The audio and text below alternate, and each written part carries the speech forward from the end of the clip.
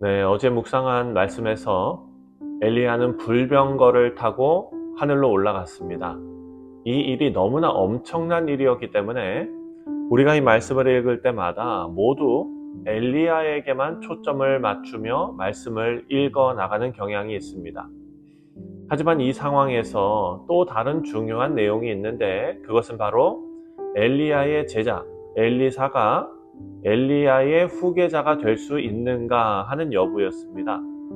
어제 묵상한 말씀 9절을 보면은요, 엘리사가 엘리야에게 영감을 갑절이나 더하게 해달라라고 요청을 합니다. 구했습니다. 성령께서 엘리야에게 역사하신 모든 일보다 더 크게 자신에게 역사하게 해달라고 요청하는 것입니다. 이에 대한 엘리야의 답변이 10절에 나오는데요. 어제 본문이지만 10절 말씀을 한번 보겠습니다. 이르되 내가 어려운 일을 구하는도다. 그러나 나를 내게서 데려가시는 것을 내가 보면 그 일이 내게 이루어지려니와 그렇지 아니하면 이루어지지 아니하리라. 자, 이것은 엘리사가 자신의 스승의 능력을 부러워했고 또 야망이 있어서 그 능력의 2배를 구한 것이 아닙니다. 엘리사가 그 선지자적인 사명을 계승하느냐 못하느냐의 문제입니다. 그런데 엘리야는 엘리사에게 이렇게 대답합니다. 엘리사가 엘리야가 하나님의 불병거를 타고 승천하는 것을 보면 자기의 스승이 승천하는 것, 불병거를 타고 승천하는 것을 보게 되면 새로운 선지자로 세움받고 인정받게 된다라는 것입니다. 자, 이제 엘리야가 승천하는 것만큼이나 중요한 것은 엘리사의 선지자적 계승이 이 본문에 확증되는 그 장면입니다. 엘리야와 엘리사 외에 그곳에는 여리고의 선지자들도 있었습니다. 하지만 엘리야의 승천 현장에는 엘리야와 엘리사만 있었고 요단강을 마른 땅처럼 건너서 승천이라는 신비한 사건을 경험하고 이제 엘리사가 다른 선지자들에게 돌아오는 장면이 오늘 본문에 나옵니다. 하지만 이들의 반응이 모두 제각각입니다. 어떤 선지자들은 엘리사를 영접했고 하지만 어떤 선지자들은 엘리야가 승천했다는 엘리사의 말을 믿지 못합니다. 그래서 엘리야의 시신을 찾고자 엘리사에게 간청합니다. 그래서 사흘이나 시신을 찾아서 헤맸는데 찾지 못하지요. 당연한 결과입니다. 하지만 엘리사의 반응이 뭔가 다르다는 것을 우리가 발견하게 됩니다. 여러분, 이들에게 자신의 말을 믿지 않은 것에 대해서 심하게 책망하는 것이 아니라 내가 가지 말라고 하지 않았느냐라고 말하고 끝납니다. 엘리사는 엘리야의 종이었습니다. 그리고 종으로 또 엘리야에게 배우는 학생으로 엘리야 뒤에서 존재하는 사람이었습니다. 하지만 이제 엘리사는 달라졌습니다. 엘리야와 끝까지 함께하며 하나님의 신비한 사건을 보게 되고 또 그 깊은 체험을 바라보면서 하나님께서 엘리야에게 허락하신 능력을 엘리사가 물려받고 이제 다른 선지자들, 다시 말해서 제자들에게도 인정을 받고 있는 것입니다. 이제 엘리사는 엘리야가 완수하지 못한 사명을 이루어야 합니다. 우리 사랑하는 성도님들, 신약을 읽어보면요, 예수 그리스도와 엘리야의 사역 사이에 많은 공통점이 있다는 것을 신약의 저자들은 언급하고 있습니다. 먼저 마태복음을 보면 세례 요한과 예수님의 관계를 엘리야와 엘리사의 관계로 설명을 합니다. 요단강에서 엘리사가 엘리야의 후계자로 세움받는 것처럼 예수님께서도 요한이 베푼 세례를 받으시고 사역을 시작하십니다.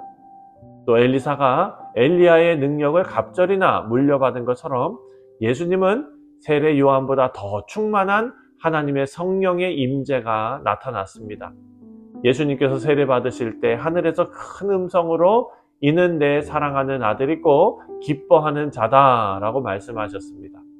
여러분, 이 일이 벌어지고 있는 이스라엘의 상황은 하나님의 선지자들이 목숨 걸고 우상숭배자들과 맞서서 영적으로 무너진 나라에서 애쓰고 있는 그런 상황입니다. 북이스라엘이 망해가는 그 상황입니다. 하나님의 능력의 선지자 한 사람이 정말 어찌 보면 아쉽고 아까운 그런 상황 아닙니까? 그런 상황에서 하나님께서는 엘리야를 데려가셨습니다. 능력의 종 엘리야를 데려가십니다. 이제 이스라엘은 희망이 없어 보입니다. 하지만 하나님께서는 엘리사를 세우십니다. 우리가 계속 살펴보겠지만 엘리야는 어찌 보면은 소극적으로 하나님께서 시키시는 사역만 했지만 엘리사는요 적극적으로 나서서 하나님의 일을 감당하는 것을 보게 될 것입니다. 여기서 우리가 알 수 있는 것은 하나님께서는요 하나님의 도구로 사용하시는 하나님의 일꾼들과 또 그들이 교체되는 것, 여러분 이런 것과 상관없이 하나님의 뜻을 이루어 가신다라는 것입니다. 하나님의 구속사는 어떤 경우에도 한순간의 단절도 없이 온전하고 완전하게 이루어지고 있음을 우리는 믿어야 합니다. 그래서 우리 모두는 주님 다시 오실 그날까지 우리에게 맡겨진 사명이 묵묵히 감당하면서 천국을 향해서 순례의 길을 걸어가면 되는 것입니다. 여러분 이렇게 소명의식이 분명하다면 우리에게 찾아오는 문제들은 문제가 될 수 없습니다. 19절 말씀입니다. 19절. 그 성읍 사람들이 엘리사에게 말하되 우리 주인께서 보시는 바와 같이 이 성읍의 위치는 좋으나 물이 나쁨으로 토산이 익지 못하고 떨어지나이다. 자, 엘리사는요 선지자적 사명을 이제 계승하고 여리고에 도착했습니다. 이 성읍에는 문제가 있었는데 수질이 나빠서 물이 나빠서 열매 맺는 나무들의 열매가 제대로 연글기도 전에 익기도 전에 다 떨어져 버린다는 것입니다. 여러분 여리고라는 이름의 뜻은 향기라는 의미입니다. 유실수가 많은 성읍이었던 것입니다. 열매 맺는 나무들이 많은 향기로운 도시가 바로 여리고입니다. 그런데 수질이 나빠져서 나무들이 열매를 맺지 못하는 상황이 되어버렸습니다. 이것은 이 성읍의 재앙이지요. 이 성읍 사람들은 이것을 저주로 인식했을 것입니다. 그리고 이 저주의 성읍에 엘리사는 하나님의 생명의 복을 가지고 옵니다. 여러분 나무가 과실을 맺지 못한다는 것은 이 땅에 죽음과 생명을 생산하지 못하는 절망에 사로잡혀 있다라는 의미가 됩니다. 여리고 사람들이 엘리사에게 공손히 이 문제를 알렸습니다. 그리고 엘리사는 죽음과 불임의 이 문제를 해결합니다. 21절입니다. 엘리사가 물 근원으로 나아가서 소금을 그 가운데에 던지며 이르되 여호와의 말씀이 내가 이 물을 고쳤으니 이로부터 다시는 죽음이나 열매 맺지 못함이 없을지니라 하셨느니라 하니. 자, 이 사건으로 하나님의 말씀이 생수의 원천이 되어서 이 저주받은 도시가 생명의 도시로 회복되는 역사를 이루게 되었습니다. 사랑하는 성도님들, 이것을 구속사적인 그런 시각으로 바라보면 출애굽할 때 마라의 쓴물이 고쳐진 기적, 여러분 이 기적과 연결되고 있습니다. 모세는요 마라의 쓴물을 단물로 바꾸었습니다. 엘리사는 여리고의 샘을 고쳐서 생명을 땅에 심게 되었습니다.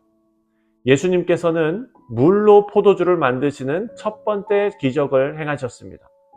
여러분 이 모든 사건이 마라의 쓴물 그리고 엘리사의 이 사역, 여러분 이 모든 것이 예수님을 예표하고 있는 것입니다.